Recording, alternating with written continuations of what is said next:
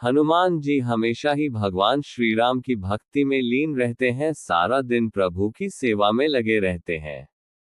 इसलिए ऐसी मान्यता है कि रात के समय जब भगवान श्री राम विश्राम करते हैं, उस समय हनुमान जी की पूजा की जाए तो वो अपने भक्तों की पुकार अवश्य सुनते हैं। इसलिए यदि आप हनुमान जी को प्रसन्न करना चाहते हैं तो रात में अवश्य हनुमान जी का पूजन करें। बजरंग बली अवश्य आपकी पुकार सुनेंगे, कष्ट दूर करें। यदि आपके जीवन में किसी भी तरह की परेशानी या कष्ट है तो रात के समय हनुमान चालीसा का पाठ करें। यदि आप पाठ 9 बजे रात शुरू करते हैं तो हर दिन उसी वक्त करें, यानी पाठ करने का समय ना बदलें। अपना आसन भी एक ही रखें, उसे भी ना बदलें। आप देखेंगे कि 21 दिन लगातार पाठ करने के बाद आपकी समस्या हल होना शुरू हो जाएगी। यदि बच्चा आपका कहना नहीं मानता है, प्रत्येक मंगलवार तथा शनिवार रात 8 बजे श्री हनुमान चालीसा का पाठ करें। कुछ ही दिन में बच्चे का स्वभाव बदलेगा और आपकी बात मानने लगेगा। यदि विदेश में सफलता नहीं मिल रही है, यदि आप विदेश में हैं और आपको सफलता नहीं मिल रही है तो हनुमान चालीसा का प्रतिदिन रात 8:30 बजे पाठ करें और कोशिश करें कि 9 दिन में 108 पाठ पूरे हो जाएं। आप देखेंगे आपको सफलता मिलने लगेगी। इन बातों का रखें ख्याल। हनुमान जी की वो तस्वीर लगाएं जिसमें भगवान राम, लक्ष्मण और सीता जी भी हों। हनुमान जी की पूजा उपासना करते समय साफ सफाई का विशेष ध्यान रखें। आपके पूजा का स्थान साफ होना चाहिए। हनुमान जी की पूजा के बाद आरती अवश्य करें। हनुमान जी को बेसन से बनी मिठाई का भोग लगाएं। पूजा के स्थान पर शांति रखें। हजारों साल से चला आ रहा कुंभ नागाओं से कभी खाली नहीं रहा। उनके पास कभी कोई शिकायत नहीं रही।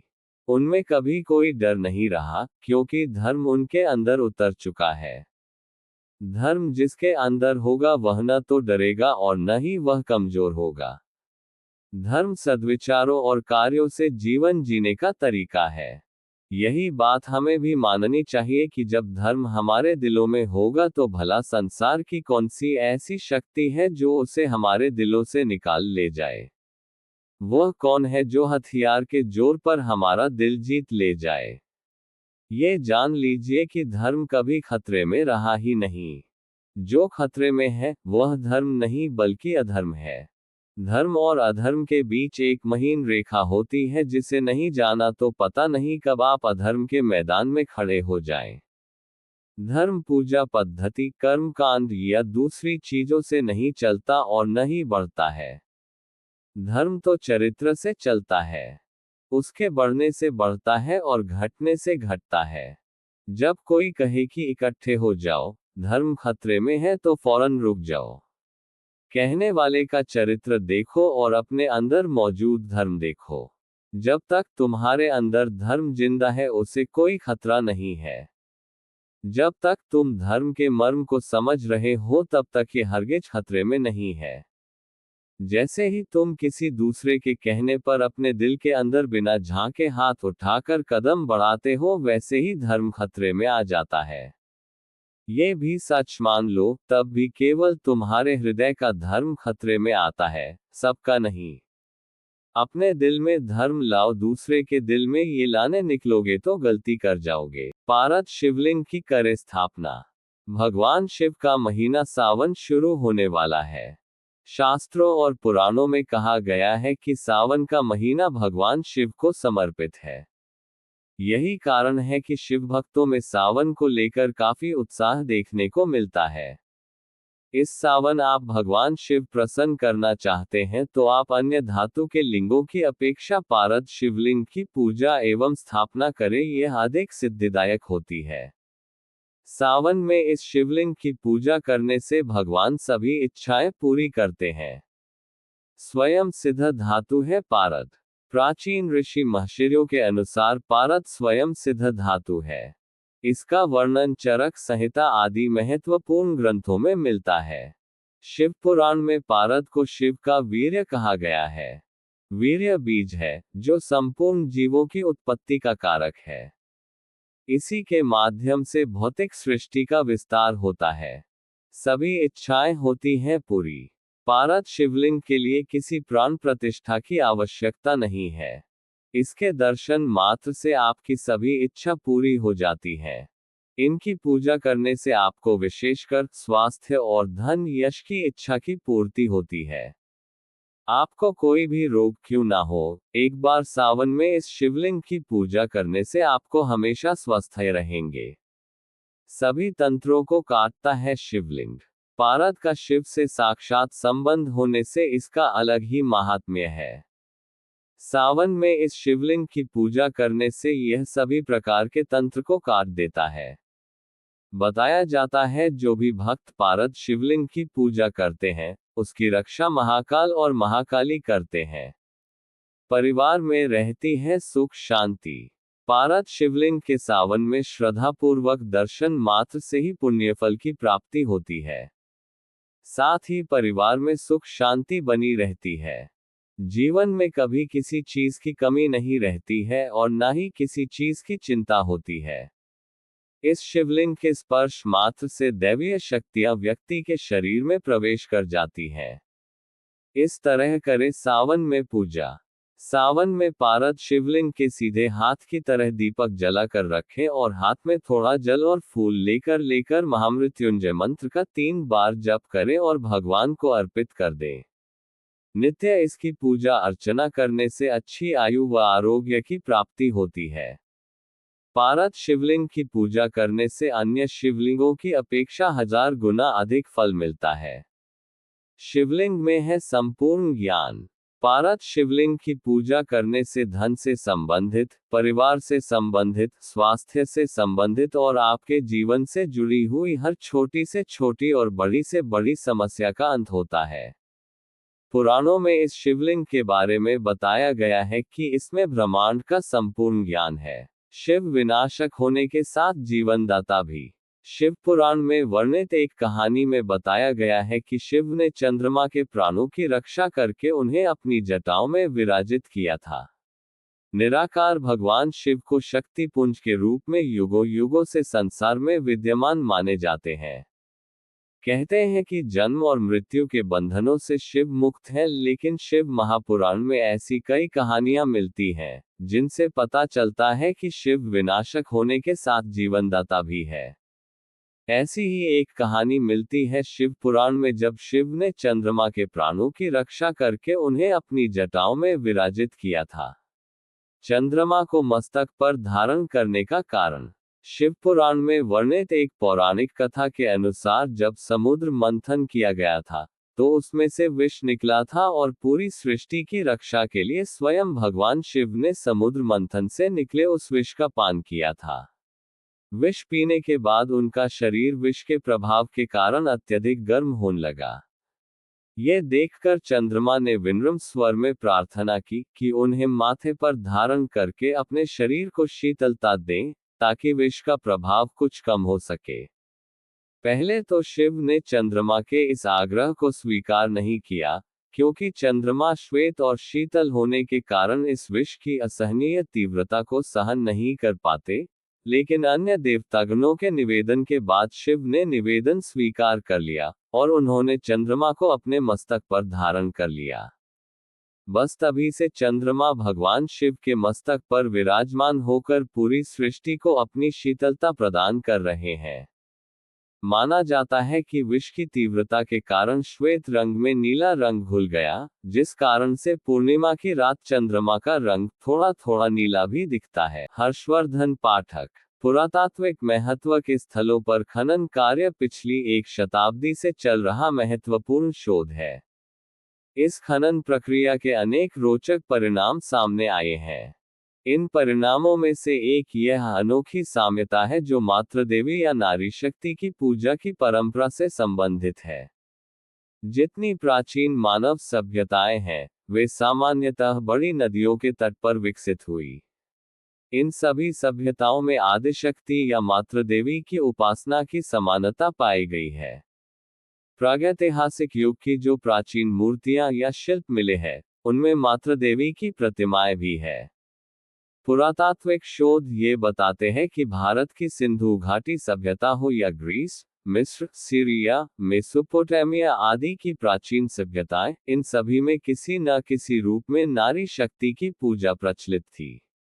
सिंधु घाटी सभ्यता के पश्चिमोत्तर क्षेत्र जो पाकिस्तान में आता है, उसमें मिली वह देवी प्रतिमा उल्लेखनीय है जिसमें पीपल जैसे किसी वृक्ष की दो शाखाओं के मध्य मात्र देवी खड़ी है तथा उनके सामने एक उपासक बैठा है तथा भेड़ जैसा कोई जानवर पास में बंधा है जिसकी शायद बलि दी जाना है। प्रागैतिहासिक साक्ष्य ये बताते हैं कि प्राचीन नदी घाटी सभ्यताओं की यह अद्भुत समानता है कि वहां देवी की उपासना होती थी। भारत में शक्ति पूजा की परंपरा का एक अन्य आधार है शक्ति पीठों की स्थापना। प्राचीन धार्मिक ग्रंथों में 51 सशक्ति पीठों का उल्लेख मिलता है। वैसे श्रीमद् देवी भागवत जैसे कुछ ग्रंथ उनकी संख्या 108 बताते हैं। परंपरागत रूप से 51 शक्तिपीठ मान्य है। इनमें से 8 शक्तिपीठ भारत के बाहर स्थित बताए जाते हैं जो श्रीलंका, नेपाल, बलूचिस्तान, पाकिस्तान तथा बांग्लादेश में है। शेष 43 शक्तिपीठ भारत के विभिन्न प्रदेशों में स्थित है। इनमें से 4 शक्तिपीठ मध्य प्रदेश में भी अवस्थित कहे जाते हैं। इन शक्तिपीठों की स्थापना की अद्भुत कहानी है। कहा जाता है कि भगवान शिव की पत्नी सती प्रजापिता दक्ष की पुत्री थी। दक्ष ने एक बार यज्ञ का आयोजन किया। इसमें यद्यपि शिव को आमंत्रित नहीं किया गया था परंतु शिव पत्नी सती स्वेच्छा से इस यज्ञ में पहुंच गई। शायद इसलिए गई क्योंकि उनके पिता द्वारा आयोजित यज्ञ था। वहां पहुंचकर उन्होंने देखा कि यज्ञ में उनके पति की अवहेलना की गई है। रोष तथा संताप में वे यज्ञ कुंड में कूद गई। भगवान शिव को जब इसका पता चला तो वे आवेश में आ गए और उनके गणों ने यज्ञ स्थल नष्ट कर दिया। वे स्वयं सती का शस्त्र लेकर आवेश में तांडव नृत्य करते हुए सृष्टि में घूमने लगे।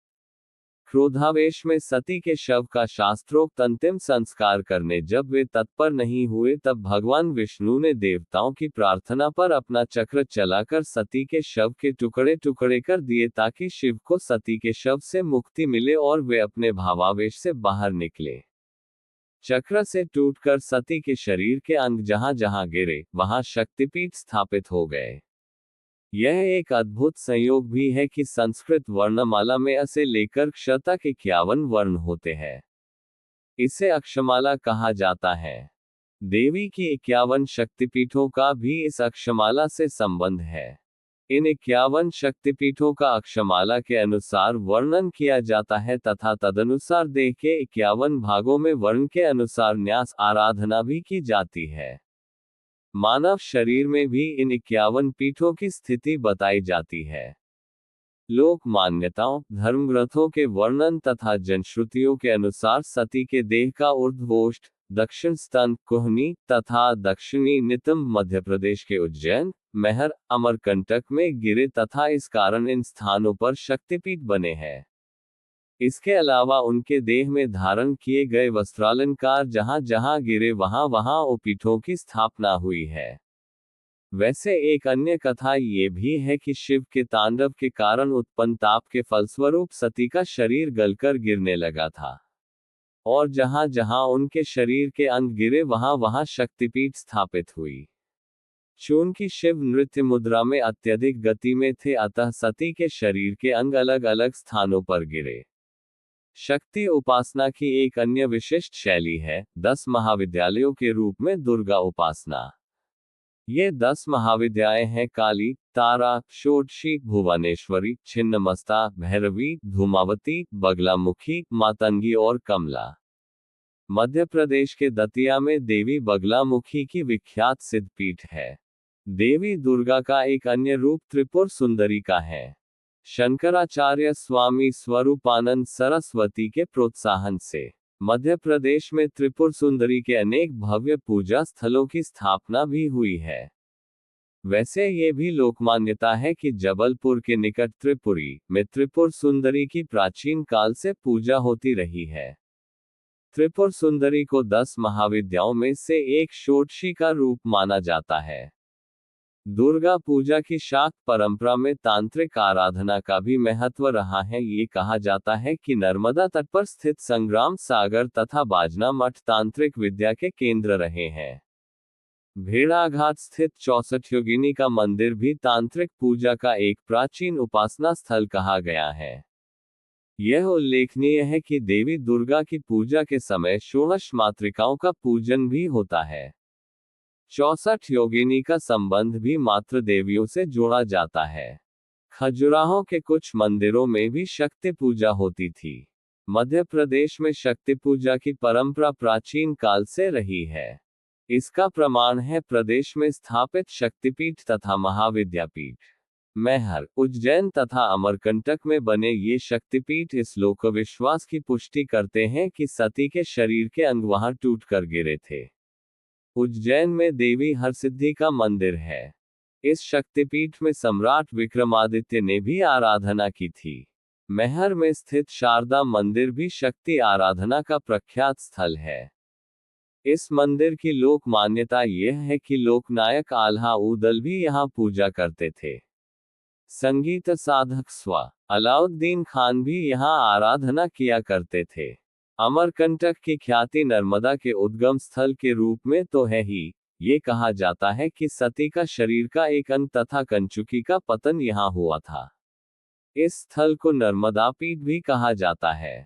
इन शक्तिपीठों के अतिरिक्त मध्य प्रदेश में देवी दुर्गा की महाविद्याओं के पूजा स्थलों में दतिया की पीताम्बरा पीठ, श्रीधाम तथा त्रिपुरी में स्थित त्रिपुर सुंदरी मंदिर आदि उल्लेखनीय है। दतिया की पीताम्बरा पीठ का तांत्रिक पूजा में भी विशेष महत्व है। इसे सिद्धपीठ की मान्यता प्राप्त है।